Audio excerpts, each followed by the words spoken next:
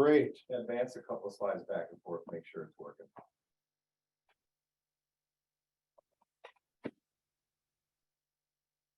Okay, I see it there, but I don't see it there. Yeah, hold on one second.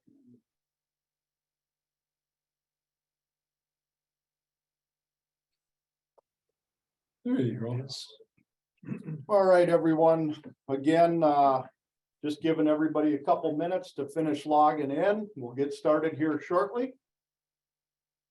Just another brief intro here with Andy. Andy is in the middle. Dave Ferkul on the end, myself, Tim O'Connor. We've all been working in safety for quite a few years. I won't get into how many years, Andy and Dave, it shows up on the screen there, but while everybody's finishing logging in, I'm just going to go over a couple administrative things. Continuing education credits. This is a CE 1 hour credit. So again, if you need to put anything towards accreditation certification, you can utilize today's training and we'll provide a certificate if need be. Your involvement today is very important. A couple things that we're going to be doing here during the webinar today is asking you some questions. We're going to have some poll questions. And when we put the poll questions up, we have a moderator, and one of the things we'd like you to do is answer the poll questions, be part of our surveys, so we can get some real-time feedback and see where everybody is as far as preparation, your certain compliance levels, some of the things we'll be talking about with OSHA at the door. And when we're done today, a video presentation will be made available on our website at oecscomply.com. So if you want to share it, or if you weren't able to stay on for the entirety, you can log in to our website and you can see the presentation, or if there's other things you want to go back and take a look at. I want to start out today by talking about our mission, our company's mission, which is to inspire strong safety cultures. Folks, there's a lot to do and a lot to be prepared for and a lot of work that goes into safety compliance. But more important than just safety compliance is the aspect of everybody owning, understanding, and believing in safety. Okay, this is one of the things that it's one of our core values. It's our mission statement, as I said, and it's what we try to get everyone to accomplish, to maintain safety, to work towards strong safety goals, and to really get to a place where their culture grows and it's a core value for every business. So one of the first poll questions here that I want to ask everybody that pertains to our webinar today is, if OSHA walked into your facility or onto your job site today, right now, to conduct an audit, how do you think you would do? And these are one of those live poll questions. So you can just simply type in or hit the circle on A, B, or C. Let us know how you think you would be doing. And we're going to give that a minute for everybody to chime in. Then we're going to take a look at our results here and see what everybody has to say. Again, A, hey, I think all of our ducks are in a row. We would ace it. We wouldn't have many issues at all. B, I think we'd be okay. But hey, one of the reasons I'm on here today is I have some questions and I want to see how we do. Or C, maybe one of the reasons you're here today is I'm not sure we do too good. And I'm hoping you guys will give us some answers to figure out what we need to work on. All right, so Kelly, who is our moderator, you can't see Kelly, but she's working hard in the background here. It's going to give this another, 15, 20 seconds, and then we'll get the results to pop up here and we'll talk a little bit about that. And then we'll get into some of what we're actually going to get into the weeds about today on what happens if OSHA shows up. So Kelly, if you could share those results for us, we'll go ahead and close the polls out. All right, so here we go, and everybody should be able to see this today too. So about 19% of you saying, hey, I think we're going to do pretty darn good. That's good. 19% is pretty good. B, which is, I was thinking a lot of you might be in the B range, 74% saying we'd be okay, but got some things to look at, and 6% saying not good.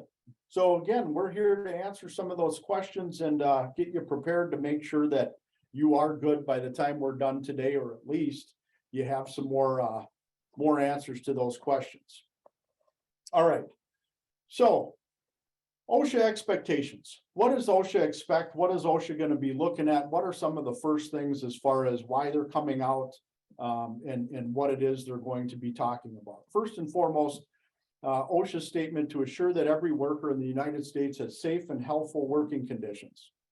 OSHA was enacted in 1970, first Code of Federal Regulations written in 1971. There's a statement down there says on the bottom, it's been 51 years since OSHA was enacted. And we want to ask all of you, how do you feel you would fare during an OSHA audit today, which we just asked in the poll question? And Andy, what are some of the changes you've seen over 50 years now since OSHA's been around?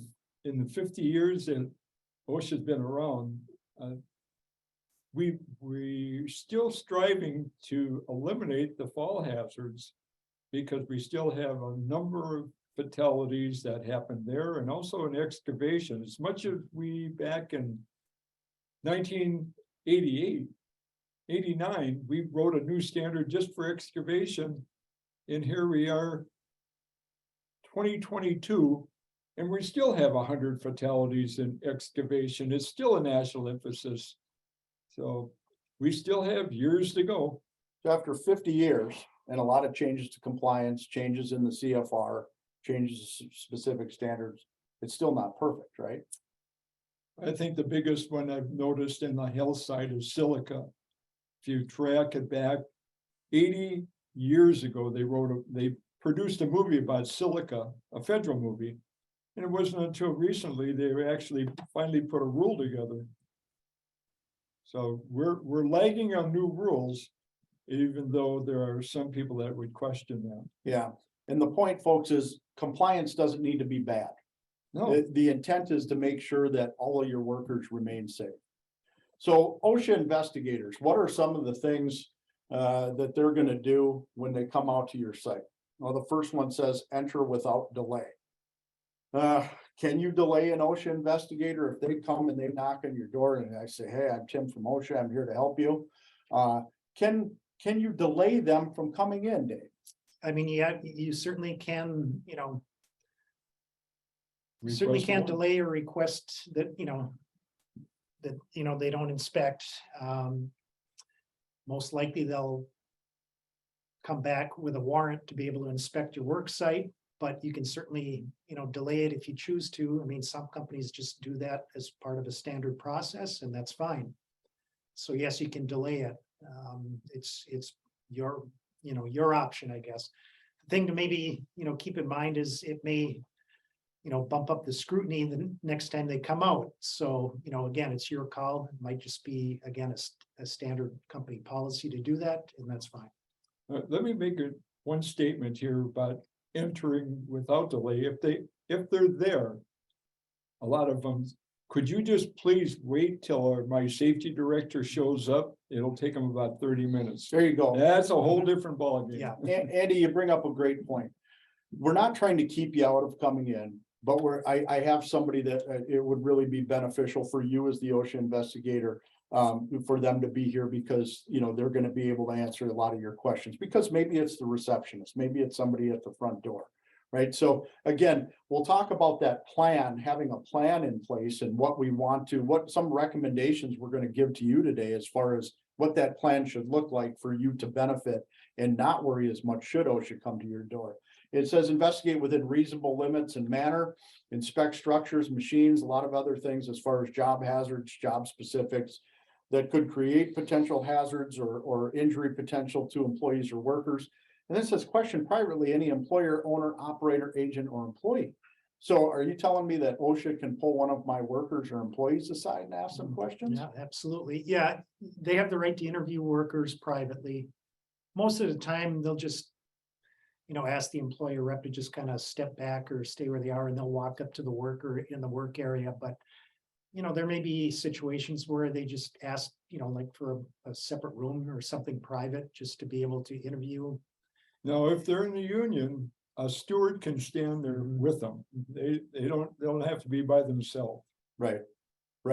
And so we'll talk about that a little bit more, but giving you some answers and some things that we've seen over the years of whether it's really good to tell them not to come in versus, hey, can you delay a little bit, and what some of the things they're going to do once they enter your facility. Again, as I said, they're going to look for those workplace hazards they're gonna take notes and pictures, they're gonna ask some questions. Take certain measurements or look for certain documentation on things like industrial hygiene testing. And we'll get into some specific examples of those. On the pictures, on general industry, there's some trade secrets, so. Enforcement cannot take pictures. They can draw a picture, but there are some conditions where they are not allowed to take a photo of it. Right, and that's with proprietary Right. information, property.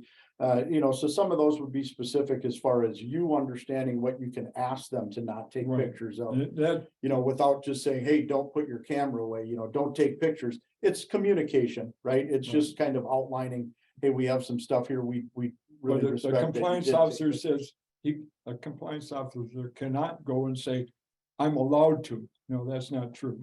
Great point.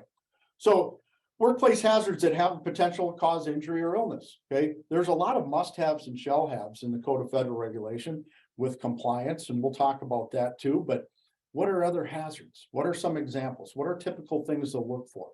In construction, for instance, Andy, what are there's the focus for. The But what- focus for, we'd be looking at falls being the leader, then coming by struck by, and that could be just about anything.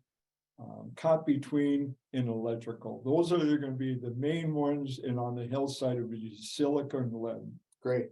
Dave, what about general industry? Yeah, general industry, I mean, just general walking, working surfaces. Obviously, they'll still look for work at heights. I mean, if there's situations where that could be a possibility. I mean, machine guarding is going to be a big one, obviously.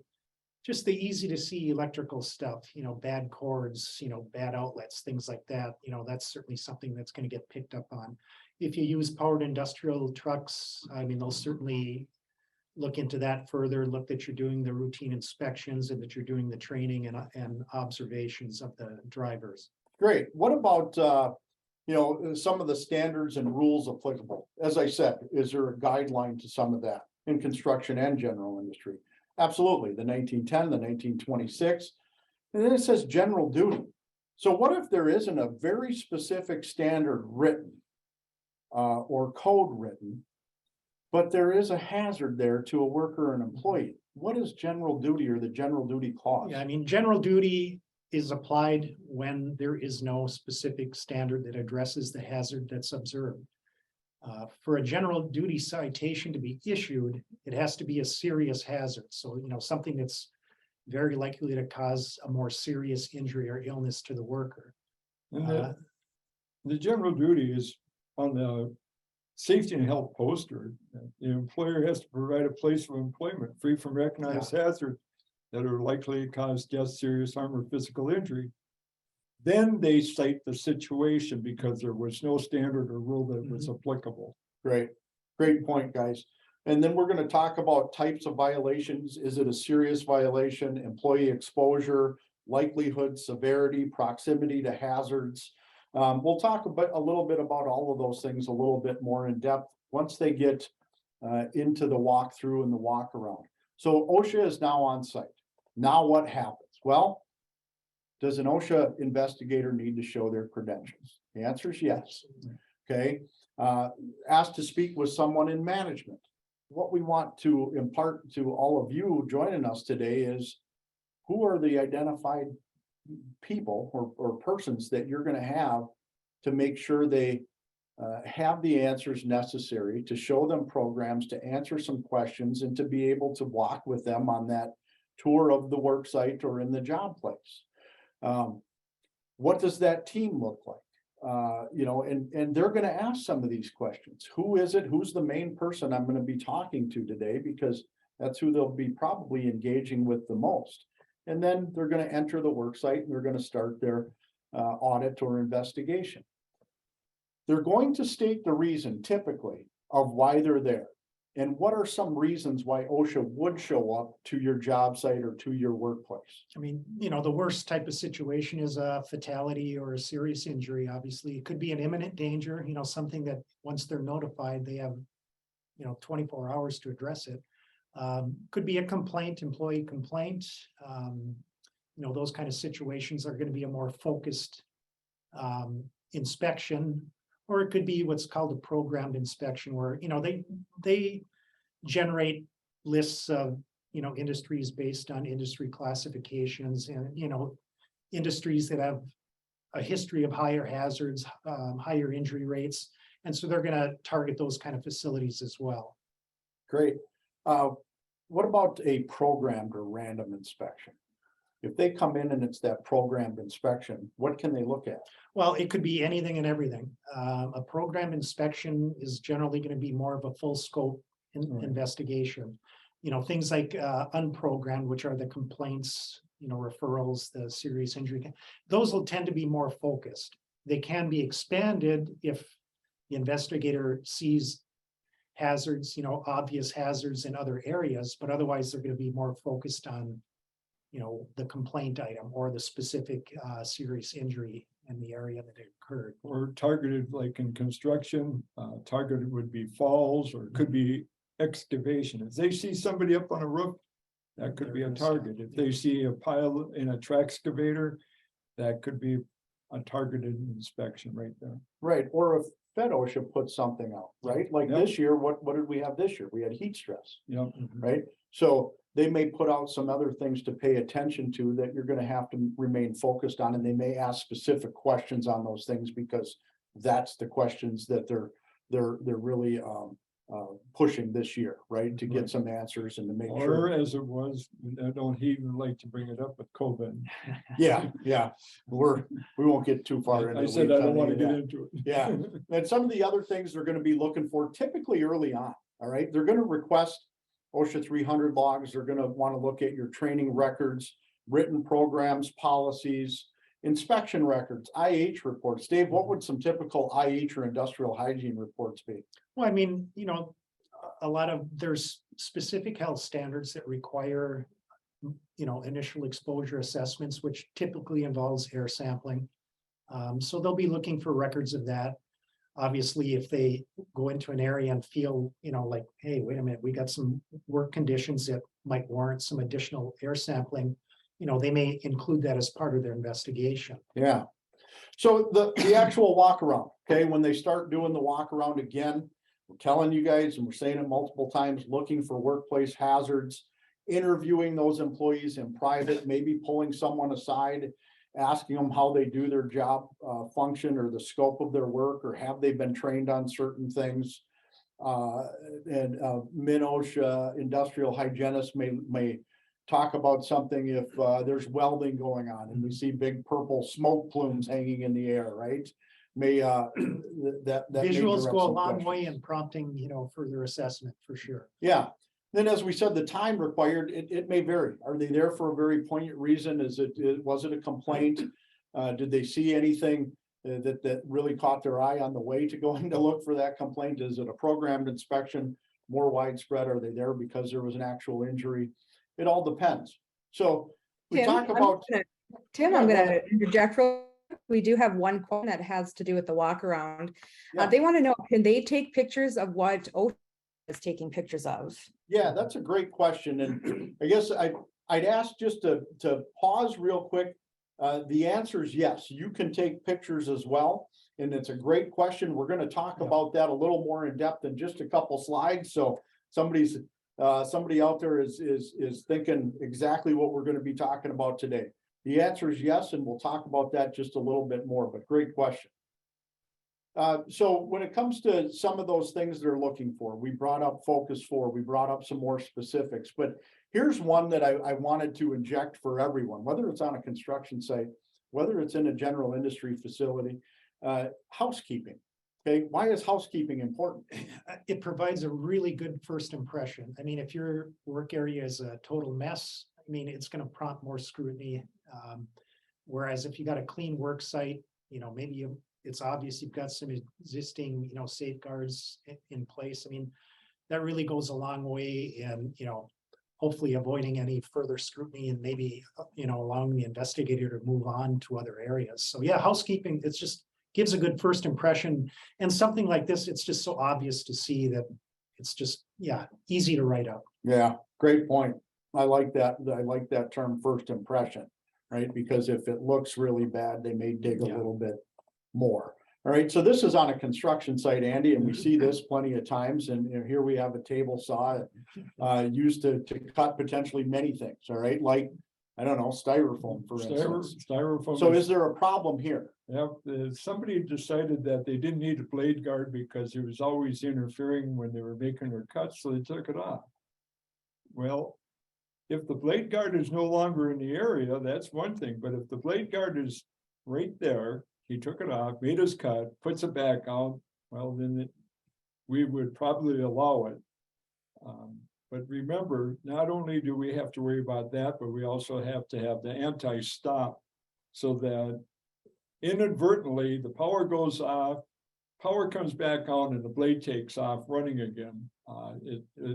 We can't have that happening. And this is where blade guards are critical, because it would be too easy to find yourself in an amputation situation here. Yeah, absolutely, and guarding is something we see frequently, whether it is in construction or industrial facilities, a lot of times in industrial facilities. So Dave, here's, you know, a picture in one of our industrial facilities. Would this be a problem when it comes to guarding? Yeah, they'd probably consider this a serious violation. Lots of, you know, exposed chain and sprocket, a lot of pinch points. So yeah, this obviously would get written up. I mean, I can't imagine an investigator would walk by here, and the severity would be increased depending on where the workers are in relation. I mean, if there's people passing by that area a lot or normally, I mean, that just increases the severity and the penalty, the resultant penalties. Yeah, so we'll talk a little bit about that penalty table coming up, but when we're looking at what that penalty table, how do they figure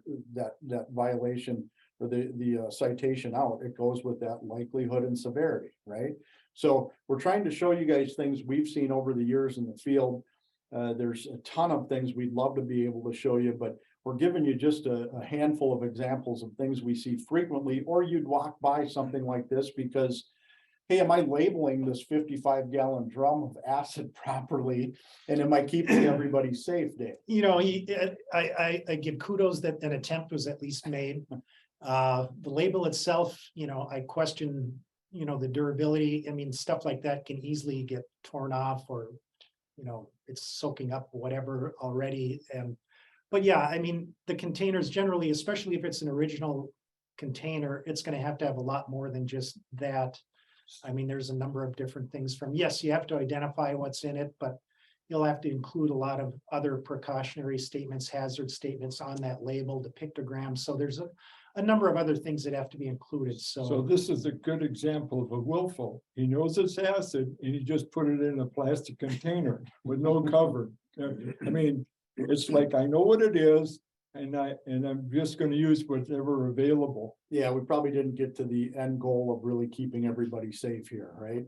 So, you know, what do we use for secondary containers? What can't be used? What is OSHA looking for, especially with secondary containers, which we found is a frequent problem.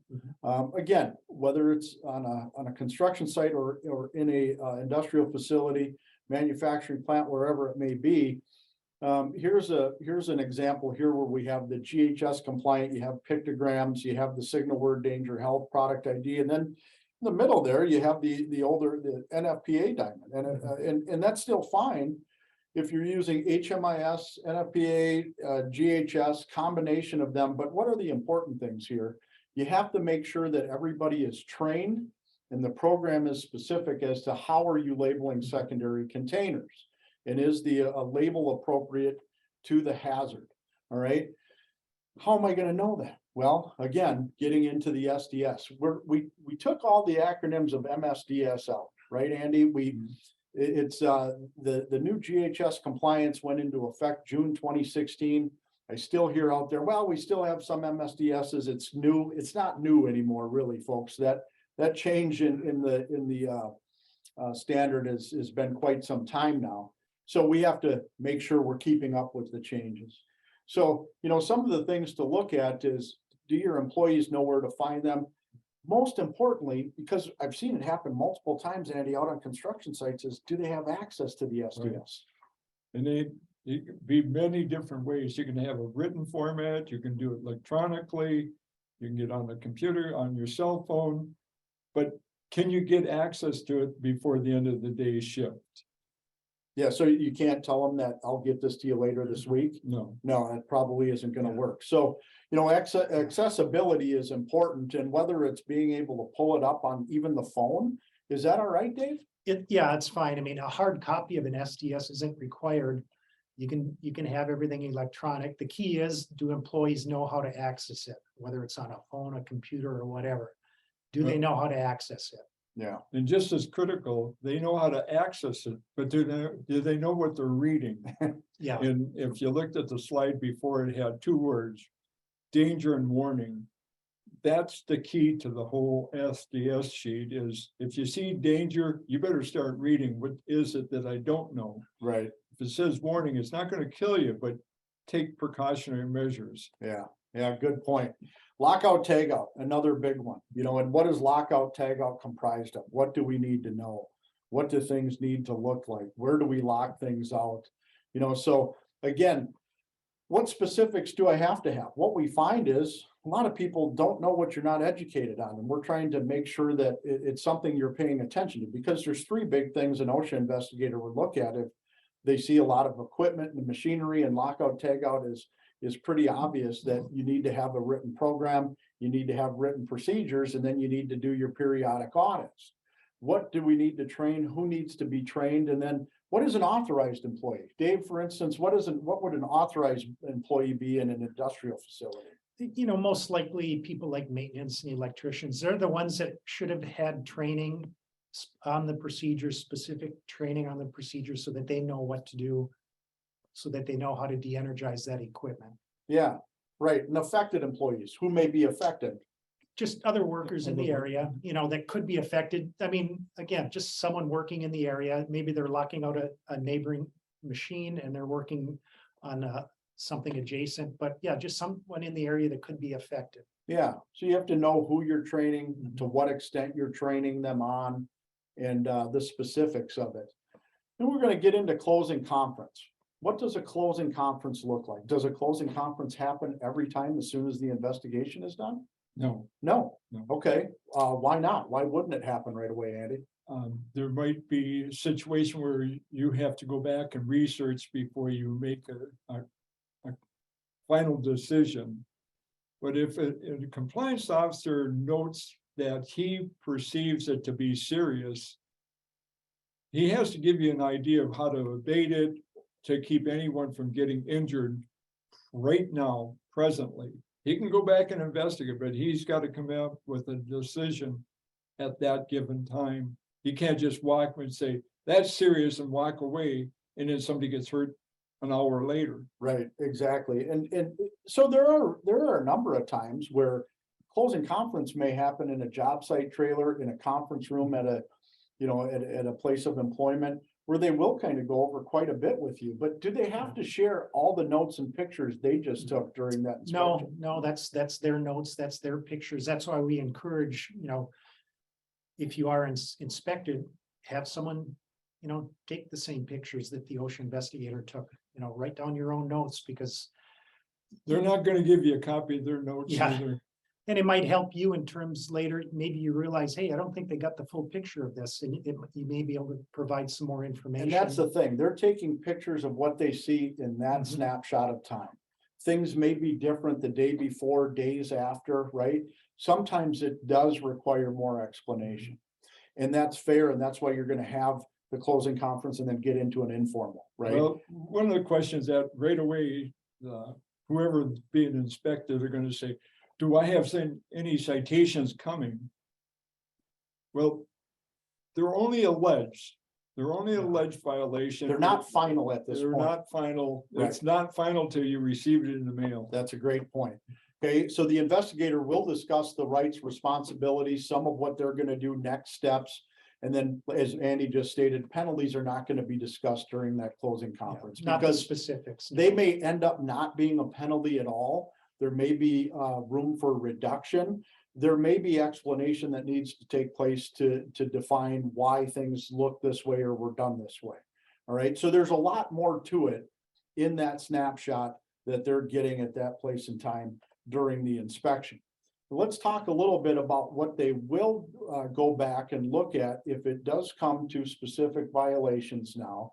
And this is the min OSHA compliance penalty chart. The federal OSHA penalty chart is different, a little bit higher, right, Andy, than min OSHA. So if we were to look at this penalty chart, you're looking at some things as to what they're going to go to. And again, we've said this a couple times, it depends a lot on severity and likelihood of what is going to happen and then how serious it is. But we've seen, and Andy, you know, I'm going to kind of defer to you, but you've seen over many years where penalties have got into the tens or even hundreds of thousands of dollars, something like a willful or repeat violation.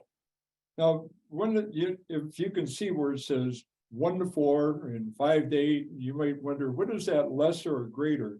If you go right above it, it says employee exposure. They graded a 0, 1, 2. And they're looking, how close were you to it? You know, how many people were exposed? Was it 1 person, 2 people? Or was it more than that? They can use that in proximity to hazard. How close were you? Duration, was it a half hour, an hour, half a day? That will determine a 1 or 0, 1, 2. In seriousness, well, you can see A and B. A is more like a piece of paper. B is probability that you're not going to get hurt. And C, D, E, F, it's considered serious. Something's going to happen to you. Yeah, and then unfortunately, we've been involved with numerous instances where there's been fatalities or there's been serious injury or amputation. So, you know, a couple of things that everybody should know is there mandated reporting that an employer would need to do, say if they had a fatality or a serious injury? Well, if a fatality happens, they have 8 hours to make a phone call. Right. Where the question sometimes comes up is, you're a subcontractor and I'm the construction manager or general contractor. Who makes the phone call? It's the person, the company that actually employed the fatality, the victim. And there's more than just a fatality. There could be a serious injury, an eye injury, an amputation, hospitalization. Now, hospitalization is an interesting one because you could go into the hospital, stay overnight just for observation, and that's not a reportable injury. Right, but if I went into the hospital and now I was treated and I I'm had to treated. stay over a couple nights, would the employer have to report that? Yes, you Yeah. got 24 hours. 24 hours, yeah, thank you. Now here, we're gonna show you a couple examples we just pulled right off the website. I want you guys to know this particular citation and the violations were for an outfit in Milwaukee, Wisconsin. This is under federal OSHA standards, okay, and this was a closed case, but what we're showing you is this, folks. This is all public information. After the inspection is complete, after it's closed, after everything has been done, you can see where it said initial penalty in the amount of $64.68, and then the current penalty. So there was some reduction there based on the informal settlement that they worked out with OSHA. But the fact of the matter is, they have 2 serious violations. Does that go away? Does their record, is it No, expunged? no. It Public knowledge. public Yep, knowledge. Once it's And closed. there's no end date to that, okay? And again, you can go on and you can look up violations for any employer once the case is closed and they are public knowledge. That's a situation where those 2 numbers were, one was for falls, one was for ladders. If that occurred within a 5-year period, it could find yourself into a repeat. Right, and when we talk going back, we talked about repeat, how expensive can those get? Well, all you have to do is go back and take a look. It was 7,000. Now suddenly a repeat can take you up to 70,000. Right, right, it can jump pretty quickly. So now we want to go Tim? up to, yeah, go ahead. Before we get into preparation, I have a question for you. Mhm. It has to do with SDSs and Yeah. are they required to be in other languages? That's a great question. Dave? They have to be understandable, whether someone, interprets the information or they provide it, in a manner that, someone can read that maybe isn't English speaking or where that's not their first language. Yeah, I've had this question in the field a handful of times. And what a lot of vendors do now is they provide them in different languages. A lot of them are provided on their websites in a PDF format. However, not all of them, okay? So as Dave said, maybe they aren't able to read it, but it has to be able to be communicated and presented to that employee that may not understand or speak the language that the SDS is in, so they understand all of the hazards, recognition of the hazard, and what to do to avoid being injured. Great question. So we are going to, before we get into some specifics on preparation, we want to launch our second survey here today. Do you or do members of your team know where your documentation is located, and are you able to provide it quickly if OSHA were to show up today? Meaning those specific written programs, training documents, OSHA 300 logs, industrial hygiene reports. You know, again, simple answers, A, B, or C. A, yep, we know where it is, we got it. B, I think so, but I'd have to check. C, really don't have any idea. After the webinar today, we're gonna have a discussion and figure this out, because OSHA is going to ask for some of those specifics, folks. They want to see written programs. Some written programs are must-haves and shall-haves. In the state of Minnesota, for instance, you're going to have things like Minnesota Aware Program, Minnesota Employee Right to Know, Personal Protective Equipment written program, and then you got to get into more with job hazard specifics. So again, we're going to take a few more seconds here. If everybody could chime in and just simply plug in A, B, or C, so we can get a gauge on where all of you are and kind of see what the average is here. Give you guys about 15 more seconds here to chime in, so we can Tim, get while they're chiming in, can we answer a quick question? Yeah, go for it.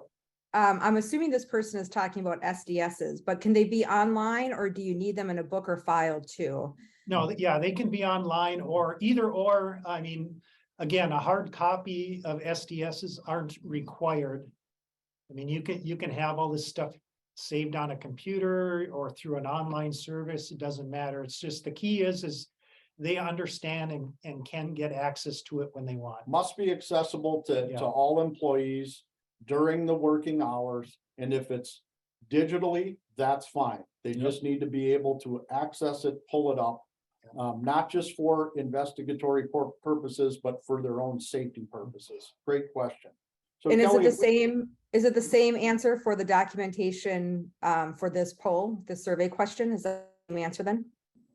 yeah, you can provide even your written programs, inspections, industrial hygiene reports. You can provide all those or bring those up digitally.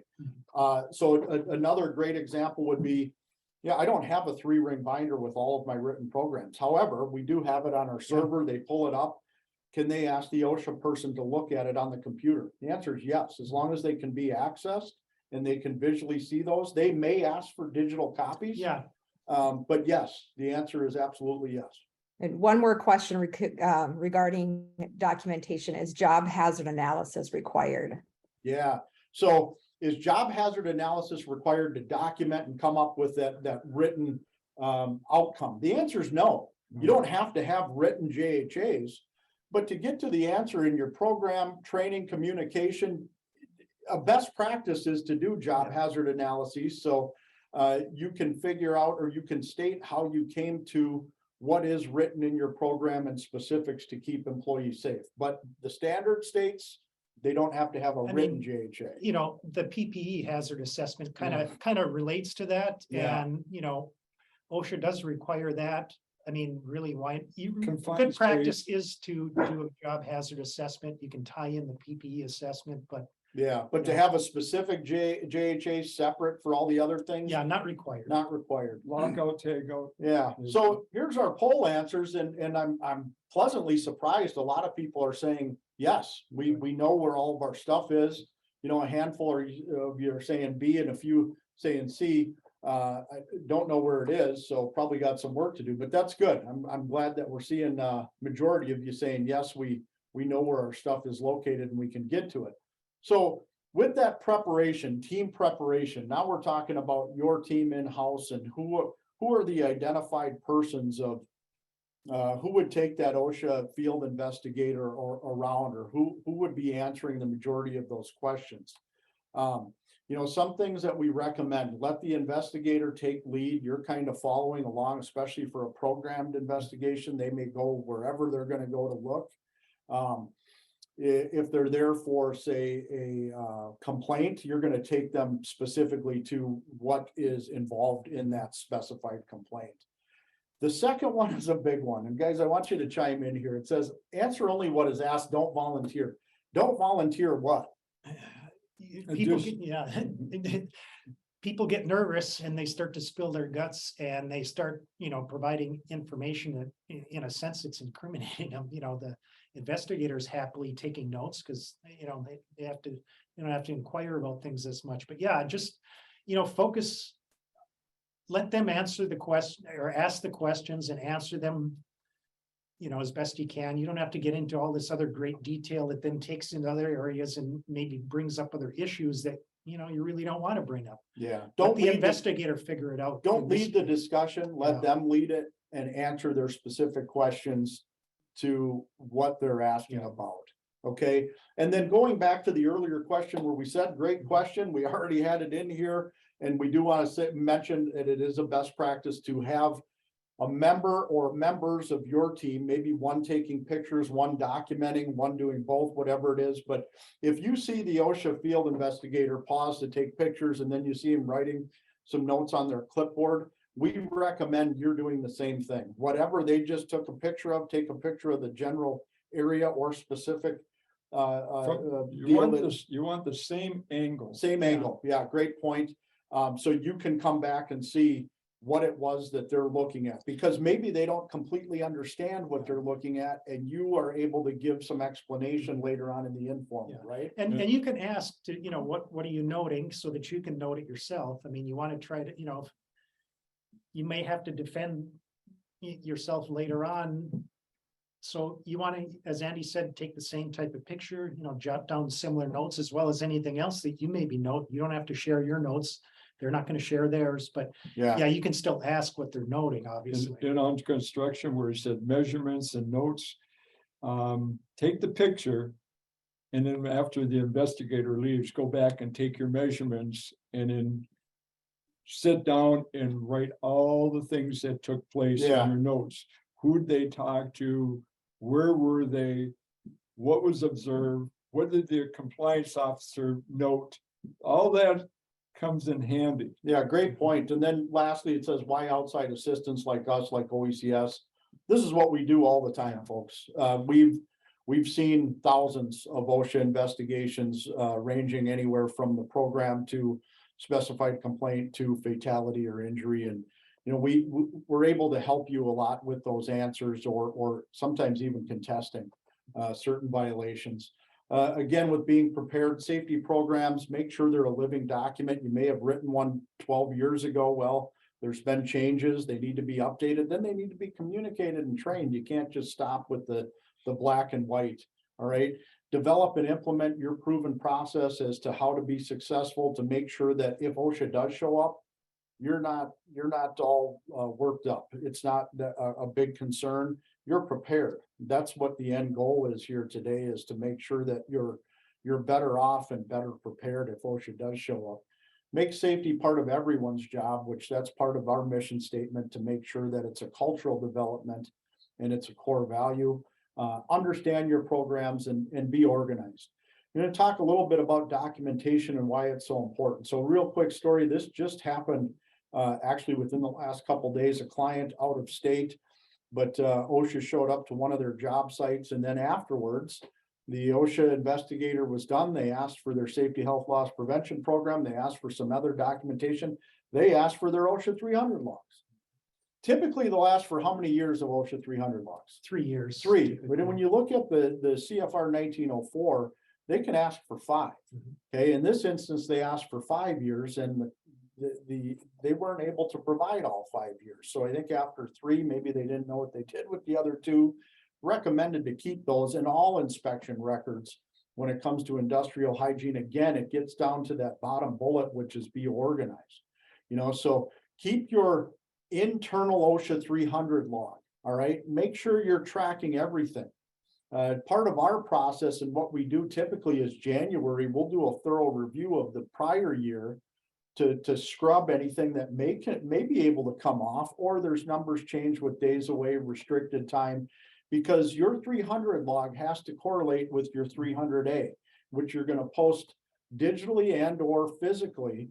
And you have to make sure you're posting this by the required date or uploading it by the required date, which is in March, and physical posting, which is February 1st. So, you know, again, make sure that you're tracking this throughout the year and all the numbers align.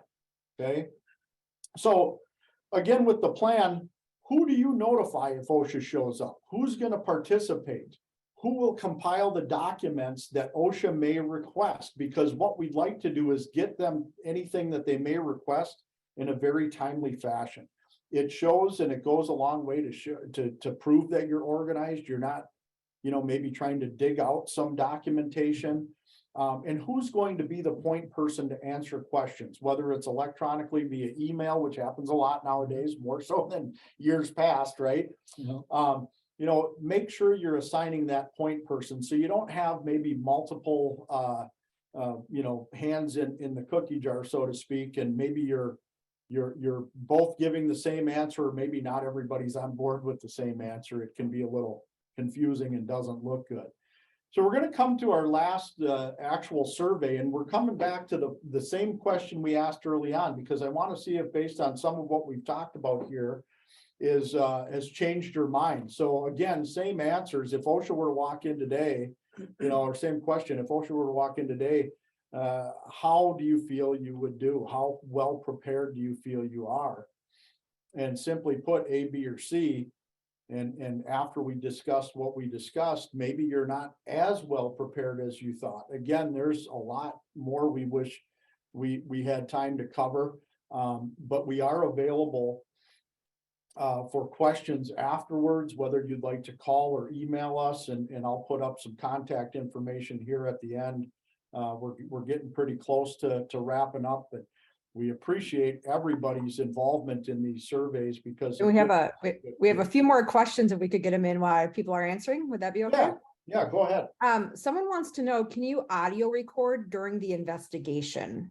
Great question. So can I flip on my video record button on my phone and record the investigation and record the OSHA person as they're going through? Yeah, as long as it doesn't disrupt the investigation, Right. yeah. Yeah, so I think this is a great question, Kelly, because this is more and more common these days, Yeah. right? More and more people everybody just has the They simple, got a cell phone. they got the phone, right? And just press it. So the answer is, as Dave and Andy just said, the answer is yes, but you don't want to interrupt their investigation. Right. Okay. And I think OSHA investigators are probably getting more accustomed to that happening versus just the pictures, but simply put, the answer is yes. All right, we have two more that we'll get to this time, and then we'll come back again later. Okay. Do you have to use a 300 form, or can you use an Excel spreadsheet with all the same information? Yeah, you can use, I mean, you've got to use a form that's equivalent, that provides the same information. So if you create your own form, as long as you're documenting the same information, Right. that's Yeah. fine. You don't have to have the official form, so to speak. Yeah, You but the gotta have three- all the Just information. the 300A. The 300A is Well, the yeah, the 300A. 300A, you got it. Yeah, that's. Yeah, so how you record all of that, it has to be able to cover everything that's in the specific OSHA 300 log. Yeah. You have to be able to come up with the tally of all of those, you know, days away, restricted time, number of injuries, classification of injuries. I mean, it's our recommendation to use that form. You Yeah. can assign your own numbers, but some people don't. But the 300A you do have to use, and then there's the OSHA 301, which is your first report of injury. You don't have to use that form. You can have your own first report of injury form, whatever it is that you use. But Well, they good don't question. want first aid on that 300. Right. Yeah, they don't want first aid. And That's- again, if they're just copying it into a spreadsheet, no big deal. Yeah, I mean, and- that's not a big deal. And It's the other, just, another thing real quick, Kelly, we had a webinar back in January, I believe it was, which is on our website, on OSHA 300 log recording. It would be, if you logged into our website, OECS comply.com, you'd be able to have access to that OSHA 300 webinar, and that answers a lot of those specific questions. You're right, Tim, and that webinar was called record keeping, and that was in Record keeping. January. Great, thank you. One more question about the OSHA 300, then we'll share these results. Is there a minimum number of employees needed to trigger the report? Yeah, great question. And again, Plus 10 and Greater than. yep. Greater. If you have more than 10 employees, 10 and more. 10 or more, you are now required for the most part. You may be still required if you have less than, and there's certain circumstances.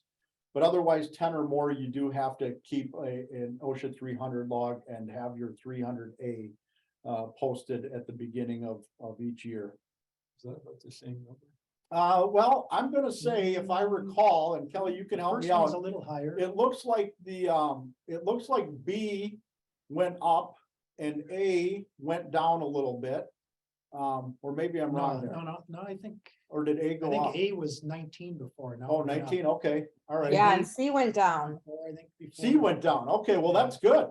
That's good, that hopefully that shows that a lot of what you guys are doing and what we discussed today shows you're in a pretty good spot. That's good news. Okay, so just a couple things real quick. We do have a lot of things on our website. By all means, please go to our website, oecscomply.com, if you have any questions. Not just today, but previous webinars or anything else where we might be able to answer questions or help you out with a variety of things that we provide. Overall today, I'd like to ask you guys, how do you think we did? Was the webinar very helpful?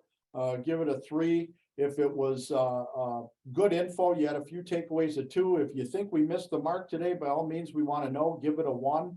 We'll just give you a couple minutes to rate this. And I think, Kelly, you had a couple more questions for us while people are chiming in here. Yeah, let's do that. So Andrew St. John says 2 years ago or so, they had an OSHA inspection and they were cited for something. They fixed it, and then that was approved by OSHA. And then this winter, they again had an inspection and were cited and fined for the same thing. If they had fixed it to their satisfaction before that, how can they come back later and fine them for that? Is there Boy, anything that they can do to handle that so it doesn't happen in the future? Yeah, that's a good question. I'll let Andy and Dave go ahead and chime in here. I just gotta make sure I understood it. They were inspected, they fixed it, paid the citation. Then they came back, they seen the same identical thing. Was it defective the second time, or was it fixed to the satisfaction on the first time? Andrew, if you want to chime in, you should be able to unmute yourself and answer that question for So Andy. basically they were saying that they fixed it to If it where was to OSHA where said it it was was still, good if it was before.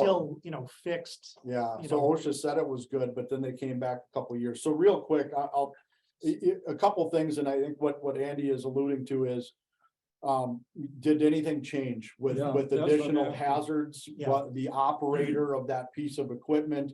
And we don't know, we'd have to get specifics. If the answer is no, I can tell you this, and this may not be the best answer, but it's truthful.